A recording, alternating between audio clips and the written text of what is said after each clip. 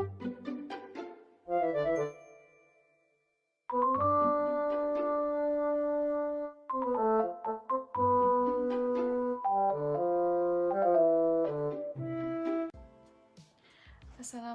warahmatullahi wabarakatuh. Perkenalkan, nama saya Nur Fajri Rahmawati dan teman saya Siti Hardianti. Di sini kami akan menjelaskan apa sih tentang strukturalisme genetik itu. Di tahap pertama, di sini isi presentasi tersebut saya akan menjelaskan pengertian dari strukturalisme genetik, terus sejarah dan tokoh, contoh karya sastra strukturalisme genetik, dan contoh analisis dan kritik. Pengertian strukturalisme genetik. Di sini apakah ada teman-teman yang sudah tahu strukturalisme genetik itu apa sih? Nah, dari penjelasan PPT yang ada di atas, strukturalisme genetik merupakan salah satu metode penelitian sastra yang populer digunakan dalam menganalisis karya sastra, baik novel, cerpen, maupun puisi. Teori ini merupakan salah satu cabang sosiologi sastra yang memadukan antara struktur teks, konteks sosial, dan pandangan dunia pengarang menurut IASA pada tahun 2012. Nah, pada prinsipnya teori ini melengkapi strukturalisme murni yang hanya menganalisis karya sastra dari aspek intrinsiknya saja dan memakai peranan bahasa sastra sebagai bahasa yang khas. Selanjutnya, sejarah dan tokoh strukturalisme genetik. Strukturalisme genetik ditemukan oleh Lucien Goldman, seorang filsuf dan sosiolog Rumania, Prancis. Secara ringkas, berarti bahwa strukturalisme genetik sekaligus memberikan perhatian terhadap analisis intrinsik dan ekstrinsik. Meskipun demikian, sebagai teori yang telah teruji validitasnya, strukturalisme genetik masih ditopang oleh beberapa konsep terbaru yang tidak dimiliki oleh teori sosial lain. Misalnya simetri atau homologi, kelas-kelas sosial, subjek transindividual, dan pandangan dunia. Definisi lain dikemukakan oleh Roshidi dan kawan-kawan pada tahun 2010 yang menyatakan bahwa strukturalisme genetik adalah suatu metode penelitian sastra yang menekankan hubungan antara karya sastra dengan lingkungan sosialnya. Selanjutnya, teori analisis dan kritik. Jadi, berdasarkan sejarahnya, teori strukturalisme genetik muncul sebagai tanggapan atau reaksi atau teori sebelumnya. Pada teori strukturalisme murni menganggap bahwa sebuah karya sastra dikaji hanya di ranah karya sastra itu sendiri, tanpa melibatkan latar belakang sejarah di dalamnya. Dari sudut pandang sosiologi sastra, strukturalisme genetik memiliki arti penting karena menempatkan karya sastra sebagai dasar penelitian.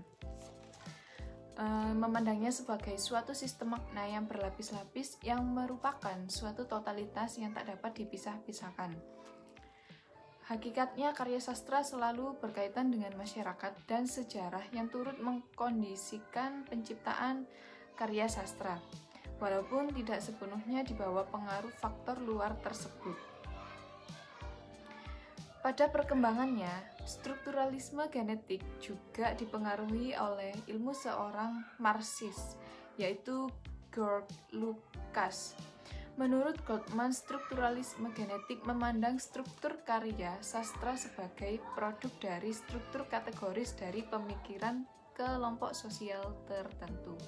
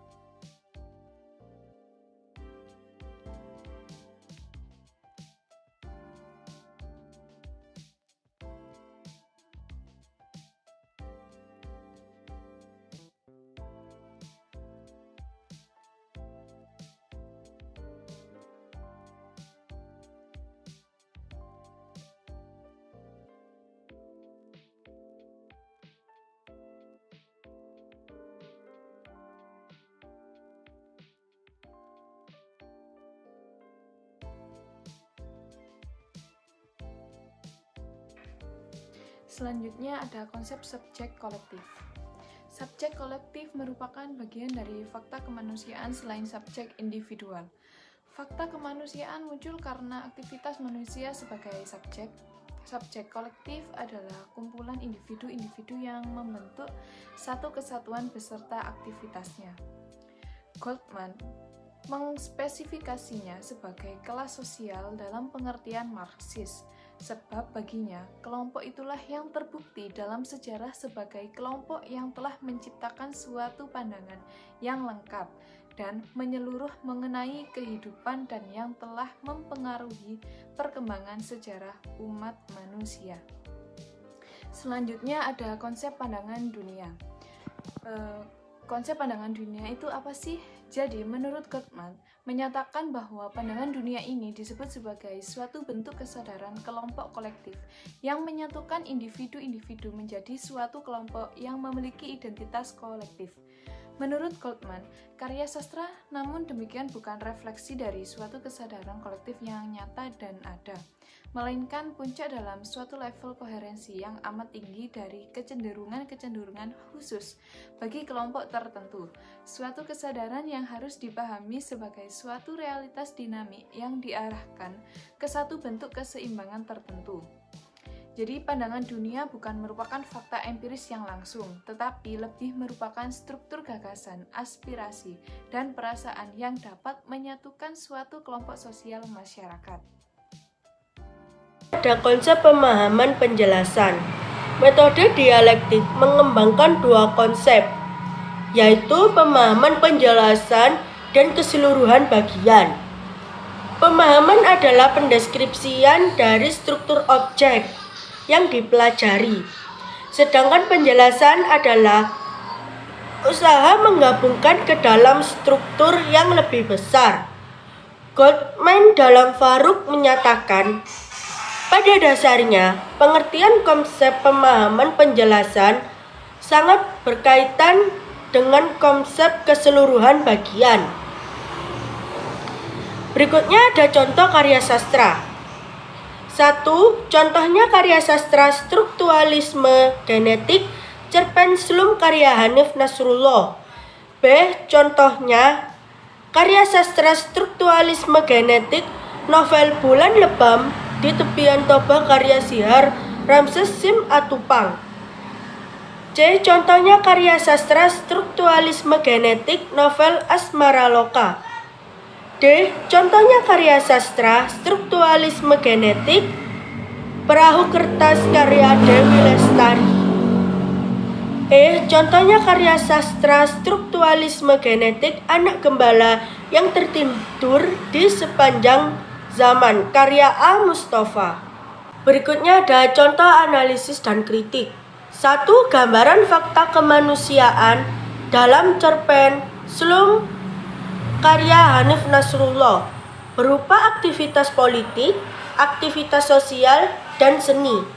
Sedangkan dalam cerpen tersebut umumnya banyak mengajarkan tentang masalah kehidupan manusia dalam hal bagaimana menjalani hidup, bermasyarakat, dan bagaimana manusia mengerti tentang makna kehidupan di dunia.